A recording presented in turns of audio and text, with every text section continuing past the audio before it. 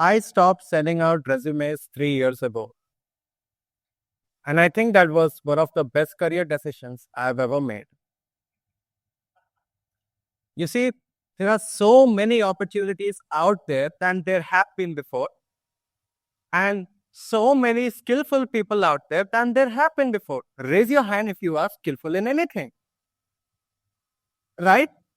So, if this is the case, why aren't opportunities landing on our doorsteps? It's because the people who want to give us opportunities, they are facing decision paralysis.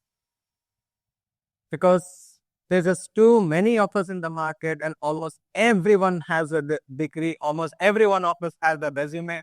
And no matter how much we try to stand out in them, they are still just plain words and numbers in text. Now, does that mean we got to discard the whole idea of degrees and resumes? Not at all. What I'm saying is, what if we are forgetting the whole purpose behind why they even started in the first place? And what if that needs rediscovering? See, the way that I would like to call it is that it's a proof of work standard, or should we say the proofing of a candidacy, because it has made lives easier, at least until now, for all the employers and employers. The hiring choice that it would make for employers and the simplifier of it for employees. Now, because we have the internet today, I'm sure there are several ways of rediscovering that purpose, but the way that I've gone about it is by playing the content creation card and use my social media as a public resume. Let me take you back to my humble beginning. See, in 2022, I was having a very humble following on Instagram, just 2,000. It's a cute, humble page with content here, posting left and right, trying something out, and seeing a few cute successes here and there.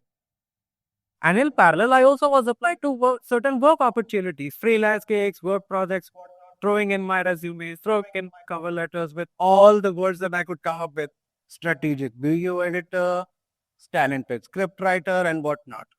But ladies and gentlemen, on the verge of having no career on one hand and seeing like only few cute little sparks on Instagram on the other, nothing was making sense to me at that time. Nothing at all. Have you ever felt the same way like this if you're a social media user? Now, because of this mismatch, I couldn't tell anything. It was a very puzzling situation for me. Until one day in Hyderabad, I happened to visit this one expo that I found to be one of the most unique I have ever seen.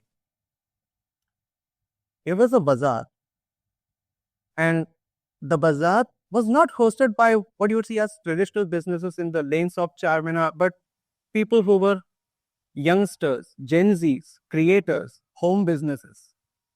And because of this, every corner of the event, every corner of the bazaar had a very different story to narrate, a very different culture to express. And that drove me to reach for my pocket, take out my phone, and script out my thoughts as a video idea.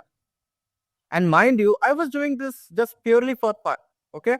Because at that time, not everyone were taking out their phones and speaking their lines on camera, which was otherwise would have been just plain videos of their bazaar experiences.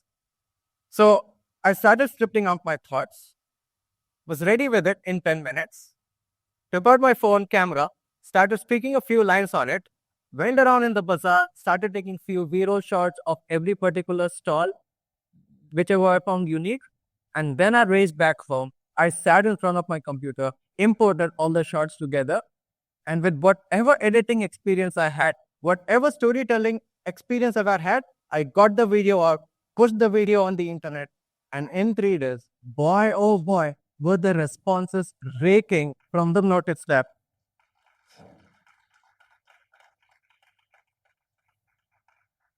Several thousands of views on the video already. Some few hundreds of followers already flooding my feed. The most famous of the famous influencers were resharing it on the stories. And then a knock on my door. A founder near Secunderabad had just raised a few $1 million for his startup. He DMs me. He doesn't ask about my experience. He doesn't ask about my background. He doesn't ask even for my resume. All he did was just simply ask if I would be interested to partner with him as a video editor for his video ad campaigns. This, ladies and gentlemen, was my first ever client call. And this was the first time I had formally become a video editor for a startup on a freelance capacity, and my career had humbly begun. At a time when I was looking at my social media as if it was my next virality raking platform, somebody from the other corner of the city looked at it like it was my resume. This perspective about how people look for talent cleared entirely for me. That rediscovery had just happened. Now, in my hand for more opportunities, more work projects, I knew that I had to stick with this purpose, but instead of sending out my degrees and resumes, I just simply sent my Instagram to people. So I would continue building more content. I would continue finding more work opportunities. I would continue getting more work opportunities from people. Cold email to the big leagues, try my best, whatever there was, find my first full-time content writer role as well.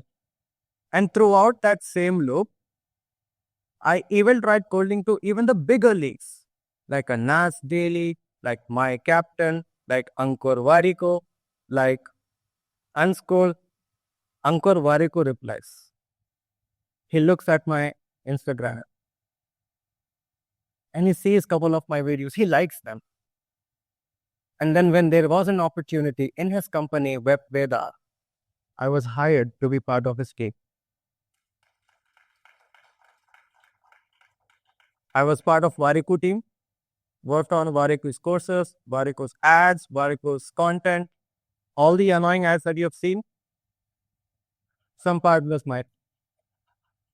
I worked with him for almost a couple of years, built on his leverage, made good money from it, travel to Dubai, buy an iPhone, go see other new cities. And I think I can continue building on this. Now, it might look like it's a repetition of all that loop. But if you look from a broader perspective, it's actually an upward spiral on which your career can be built.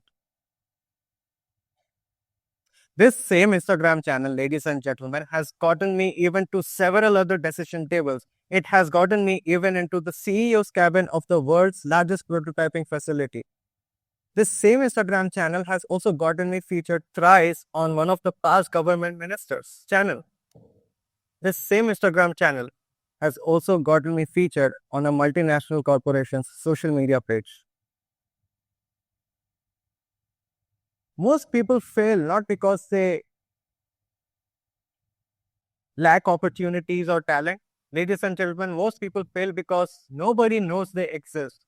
What if you could be a lawyer, you creating content on, say, marriage battles, land disputes, and say a multinational corporation looks out for you to fight a trade battle?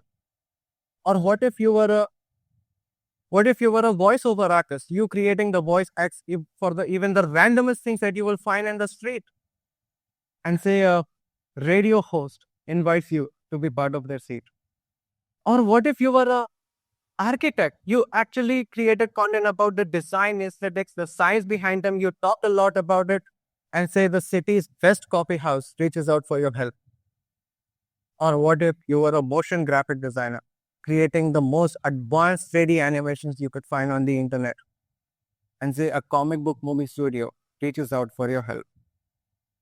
No matter how many abundant opportunities there are in this world, but if you don't show your work, none of them will knock on your door. But if you do, if you create your work, publish it online, and treat your social media like it's your resume, your work will do the talking. Thank you.